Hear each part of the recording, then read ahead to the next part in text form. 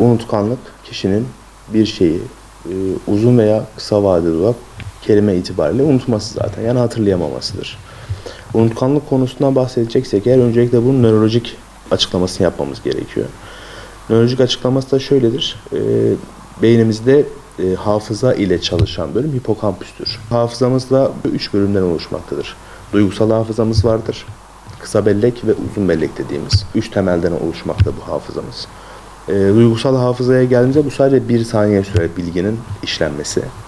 Ondan sonra bilgi kısa belleğe, eğer bu bilgi sizin için önemliyse uzun belleğe atılır. Buna şöyle bir örnek verebiliriz aslında. Bir kadının doğum hatıraları ve bir erkeğin mesela askerlik hatıraları.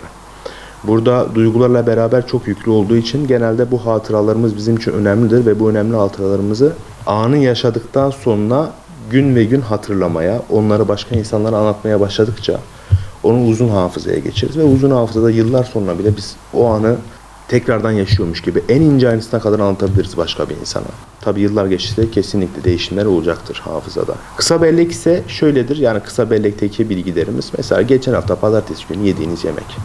Onu genelde hatırlamazsınız. Çünkü bu bilgi sizin için önemli değildir. Bu bilgiyle herhangi bir bağ kurmazsınız, herhangi bir duygu bütünlüğü oluşturmazsınız. Eğer unutkanlıkla ilgili rahatsızlıklara gelirsek eğer, unutkanlık dimans diye geçer birçok rahatsızlıkta. Bunlar nelerdir? Mesela Parkinson hastalığında, Alzheimer hastalığında, anemi hastalığında bulunur. Dimans nedenleri kişinin anksiyete ve depresyonda oluşu, uyku bozukluklarına maruz kalışı, vitaminsizlik, bunlar başta sebepleri. Ekran süresinin çok uzatılması kişinin. Yani şu andaki hayatımızda biraz imkansız ama ne yazık ki. Televizyon izlemek pasif bir eylemdir mesela. Beyninizi pasifize eder, sadece izlersiniz. Bu yüzden bunlar hafızaya iyi gelmeyen şeyler, unutkanlığı daha fazla arttırır. Yani unutkanlığa sebep olan şeyler mesela genel hayatımıza alkol bağımlılığı, madde bağımlılığı, ondan sonra işte vitamin eksiklikleri, uyku bozuklukları, dediğim gibi bazı işte psikolojik, yani eğer kişi anksiyete mağduruysa, eğer kişi depresyondaysa, yani hayatına çok önem vermiyorsa, hiçbir şeyin onun için çok fazla önemi yoksa hafızayı genelde bu kısa bellek uzun bellek ilişkisini hiçbir yoluyla duygusal herhangi bir şey kurmadığı için zayıflatır. Bizim beynimiz genelde bilim adamları bu şekilde açıklıyor. 70 yaşına kadar gelişmekte olan bir organımızdır. Bütün organlarımız yaklaşık işte 30-40 yaşlarına kadar gelişmesine devam eder ama 30-40 yaşlarından sonra organlar tam tersine bu defa gelişimini eksi yönde ilerletmeye devam eder. Sadece beyin kendini 60-70 yaşlarına kadar geliştirir. 70 yaşından sonra beynimiz kristalize dediğimiz bir hal alır. Bu kristalize hal, beyin hiçbir zaman geriye gitmez. Sadece hastalık olursa beyniniz geriye doğru ilerler. Hiçbir zaman geriye gitmediği gibi bu kristalize hal hayatınızı sizin bütün tecrübelerle beraber devam ettirmenizi sağlar. Hayatınız o saatten sonra sadece tecrübelerle ilerletirsiniz. Büyüklerimizden duymuşsunuzdur. Bir olay olduğunda ya ben şu zamanda şöyle olmuştu. Ben onun için bu durumda böyle davranacağım gibi. İnsanlara daha fazla sosyalleşme açısından dışarıya çıkmaları, ekran sürelerini azaltmaları gerekmektedir.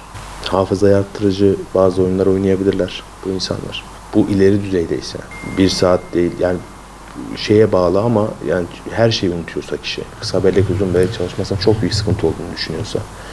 İşte dün sizinle varsayalım birinin kavga etmesi, yani sizin biriyle kavga etmeniz ve hemen yarın bunu unutmanız aslında olağan bir şey değildir. Çünkü kavga sırasında bütün duygular çok aktiftir, çok yüksek yaşarsınız.